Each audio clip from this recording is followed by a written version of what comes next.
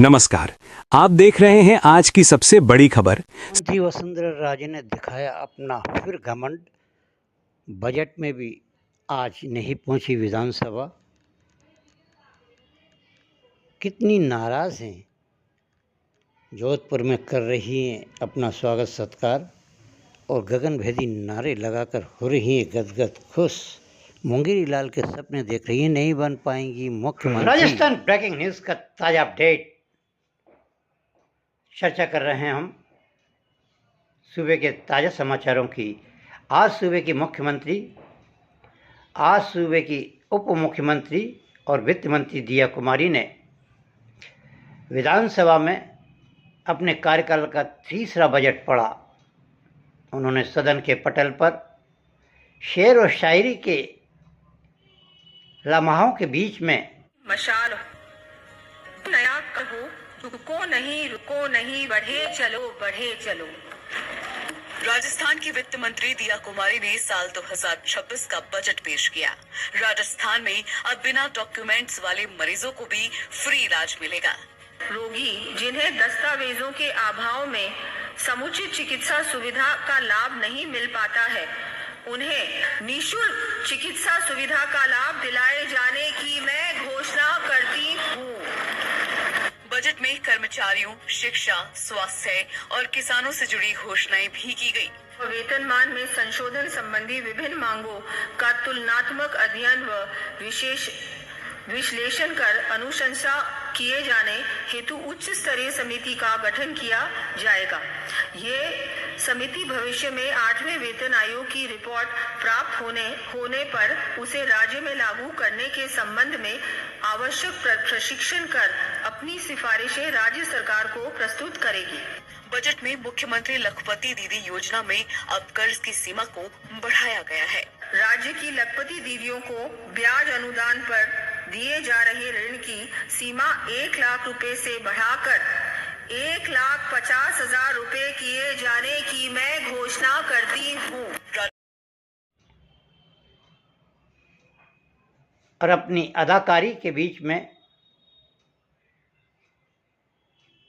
Budget भाषण में कई तंज भी कसे और कई योजनाओं को प्रतिपक्ष के नेता और विधायकों को ताली बजाने पर मजबूर करने के लिए कहा कि मैं कैसी घोषणा कर रही हूँ, उस पर आप लोग भी ताली बजाइएगा। जहाँ एक और बजट में उन्होंने छोटे बच्चों के स्कूल के लिए बच्चों के समग्र विकास तथा खेल आधारित शिक्षा के लिए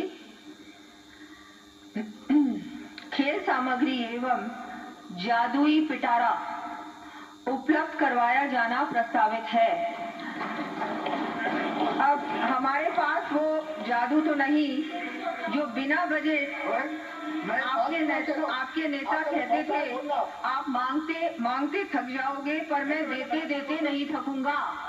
हमारा तो जो जादुई पिटारा है वो बच्चों के लिए है, बच्चों को अच्छी तरह से वो पढ़ सके, खेल के साथ साथ उनकी पढ़ाई भी हो सके। ये तंज कसते हुए जादुई पिटारा और उनके लिए खेल सामग्री की घोषणा की और कहा कि आपके नेता पूर्व मुख्यमंत्री अशोक गहलोत भी जादूगर थे, लेकिन उन्होंने कभी भी बच्चों का ध्यान नहीं रखा और ना उनकी खेलकूद और ना उनकी शिक्षा की गतिविधियों पर उन्होंने ध्यान दिया। बजट सेशन की पत्रकार वार्ता को संबोधित कर रहे हैं और क्या कह रहे हैं, सुनिएगा। कांग्रेस ने अभी प्रेस कॉन्फ्रेंस की तो कांग्रेस ने 4 चीजें बड़ी महत्वपूर्ण ऑब्जर्व की। एक तो उन्होंने कहा कि आपका पानी 10 बार बदला गया और उप मुख्यमंत्री जी का 10 बार पानी बदला गया, पानी पीने का गिलास। फिर उन्होंने कहा कि 3 मंत्री सो रहे थे। दूसरी बात एक और उन्होंने बोली कि रामगंज मंडी में भी एक मेंटल हॉस्पिटल खोला जाना चाहिए। फिर उन्होंने एक बात बोली, ये सारी बातों का जिक्र करते हुए उन्होंने कहा कि यमुना जल के लिए अभी तक डीपीआर ही नहीं बनी और रिफाइनरी का जिक्र ही नहीं आया इस बजट। देखिए, मैं 2 बात आपसे कहना चाहता हूं। कुछ योजनाएं ऐसी होती हैं जिनमें समय लगता है और हम लोग लगातार हम यमुना जल पर काम कर रहे हैं और मैं आपको बताते हुए मुझे प्रसन्नता हो रही है कि इसमें हरियाणा और राजस्थान दोनों में पूर्ण रूप से समझौता इसमें हुआ है। हमारी सहमति दोनों की बन गई है। परसों CR पाटिल जी हमारे केंद्रीय जल शक्ति मंत्री आए थे, उन्होंने भी बताया कि दोनों की हमारी सहमति, उनका भी सहमति पत्र हमारा भी हो गया, DPR हमारी, और इसीलिए हमने 32,000 करोड़ रुपए यमुना के प्रावधान उसमें हमने बजट में रखा है। इसलिए मैं उनसे कहना चाहता हूं, जिन्होंने सबसे ज्यादा इस प्रदेश पर राज किया, उनको क्वेश्चन करने का कोई हक नहीं है कि जो वो कुछ नहीं कर पाए। आलोक खंडेलवाल भास्कर से। नमस्कार सर, मैं जानना चाहता हूँ कि राजस्थान की जो फाइनेंशियल कंडीशंस हैं, जैसा कि सुनने में आ रहा है कि बहुत कम अभी पोजीशन बहुत खराब है, तो फाइनेंशियल कंडीशंस को दुरुस्त करने के लिए बजट में ऐसी कौन सी चीज की गई है जिससे राजस्व बढ़े स्टेट का? देखिए, मैं आपसे दो बात कहना चाहता हूँ। राजस्थान अपने आप में पोटेंशियल है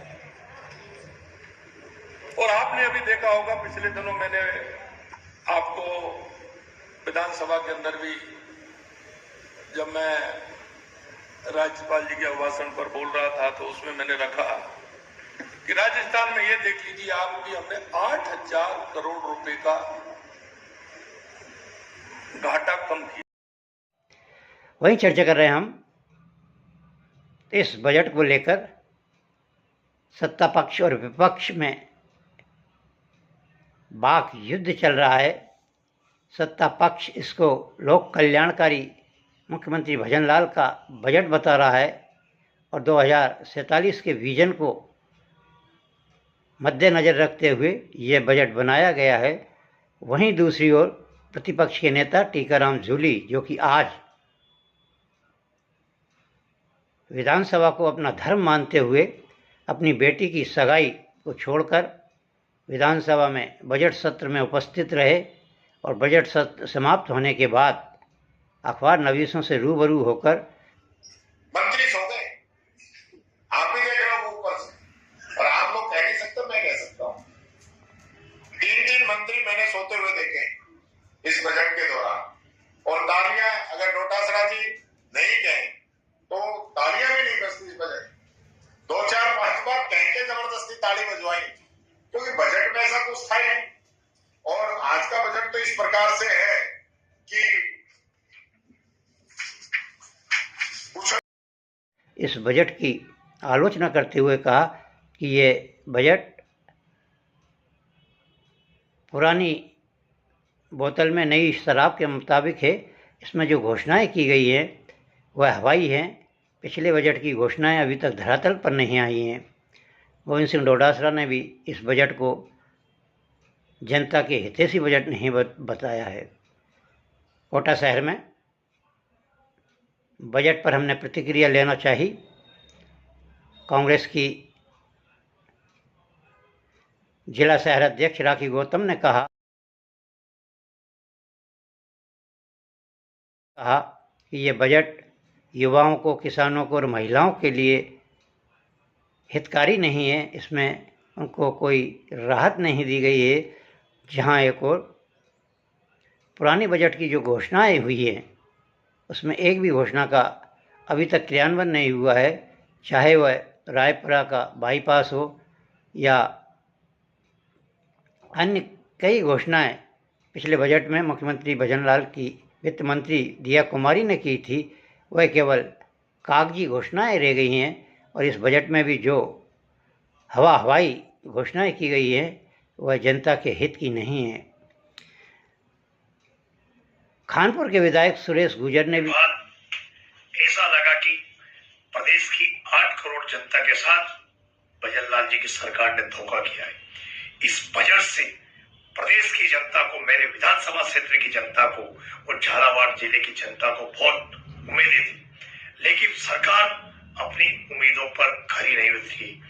इस बजट में चाहे व्यापारियों की बात ले लो, आप किसानों की बात ले लो, आम लोगों की बात ले लो, महिलाओं की बात हो, युवाओं की बात हो, हर वर्ग को इस बजट से निराशा।